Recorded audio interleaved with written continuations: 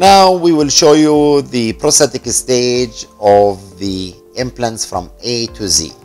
The patient comes to you after you open a small flap.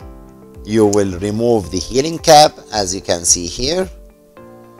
Then the patients will receive something called gingival former and can go home for a week or 2 weeks after the complete healing of the gingiva. Patient comes, and now this is the visit of taking the impression. You have different impressions techniques, whether a closed tray or open tray, and we will show you now the closed tray impression technique.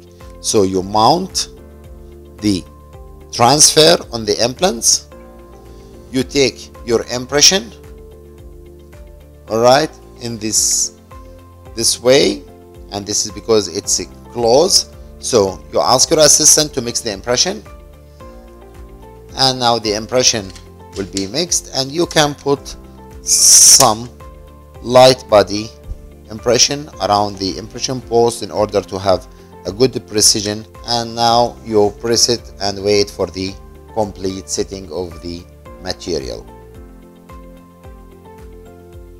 After the complete setting of the impression material, you pick up the impression material from the patient's mouth, as you can see here, and this is the time now to remove the transfer or the impression post, and you need to remove it from patient's mouth and place it in the impression material back in place after you fix the analog. So the analog is fixed on the impression transfer, as you can see here. Tighten it. Now you place the impression post and the analog back in the impression again in the same direction when you pick up the impression. And this is now ready to go for the laboratory for casting the model. The technician will decide together with the dentist to use a straight abutment, as you can see here, or angulated abutment, and the technician, of course, he will work on this abutment on the cast that he prepared, so he can modify the parallelism if it's multi implants or the occlusal clearance in order to place the abutment and the crown on the top if it's screw retained in this case.